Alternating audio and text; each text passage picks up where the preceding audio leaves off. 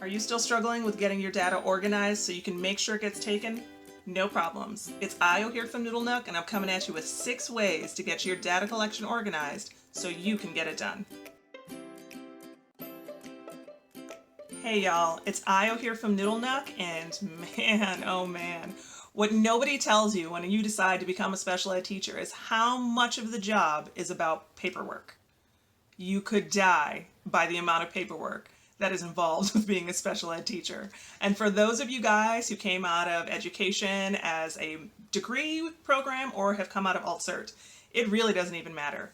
No one tells you about how overwhelming the paperwork can be.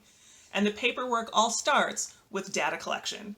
So I wanted to come to you today with 6 ways that you can organize your data collection system so that you can be most effective. And it's kind of strange when you give recommendations about data collection because it's so very specific to different people.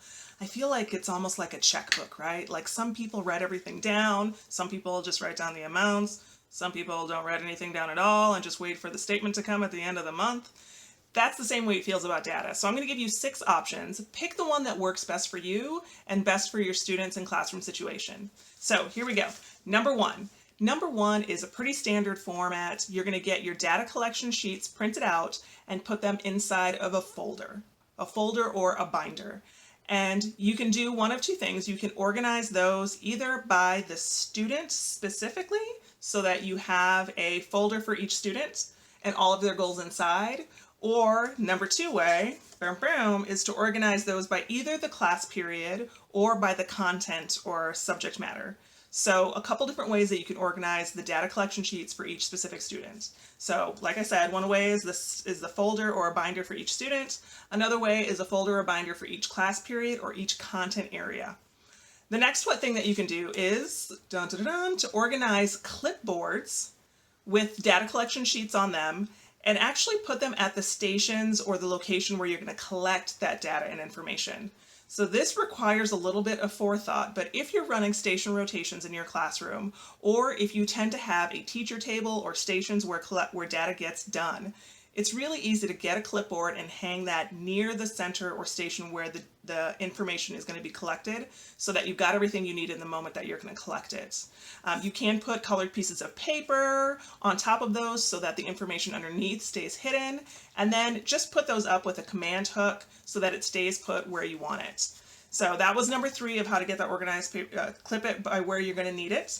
Number 4 is that is not a number 4. Number 4!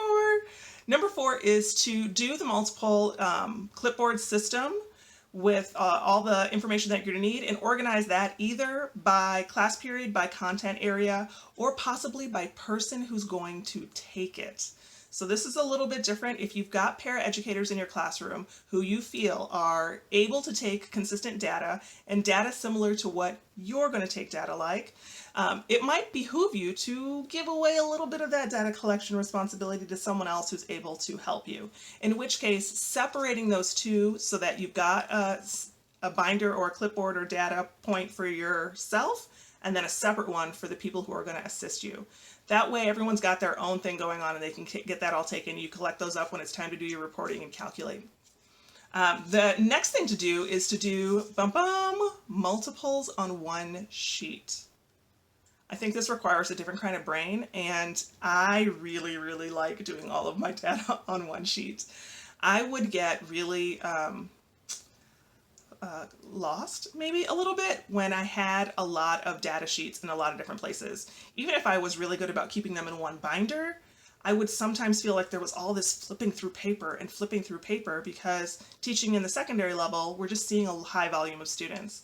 So the clipboards in places, oh my gosh, I would lose where I was.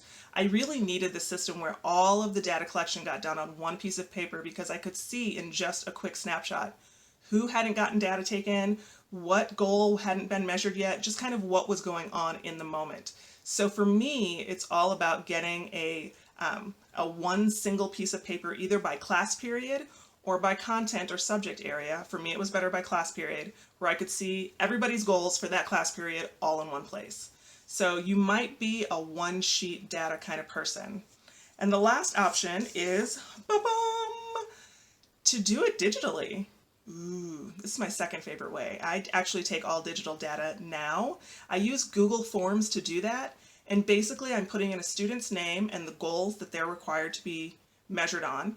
And I have them set up by class period as well. So I drop down and pick a student's name. Then I drop down and pick a class period that I have them for, or a content area, depending on you. For me, it was a class period.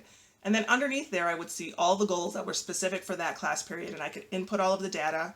There was a digital fingerprint, and it was very easy to calculate the average later. So Google Forms with a digital data sheet might be the way to go for you. On top of these systems, a lot of school districts are starting to adopt digital formats to take data through third-party platforms. So you might find that taking digital data is available through your district or school based on them purchasing some third-party software. So just to give you some ideas of 6 ways that you can organize your data so that it's going to be a little easier to collect. Remember, this is all based on what's most comfortable for you and what seems to flow best in the system or classroom that you're operating in. Again, this is Io from Noodle Nook wishing you good luck with your data collection, and hopefully you'll make it through all of the paperwork that comes up this year as a SpEd teacher. Stay strong and teach on.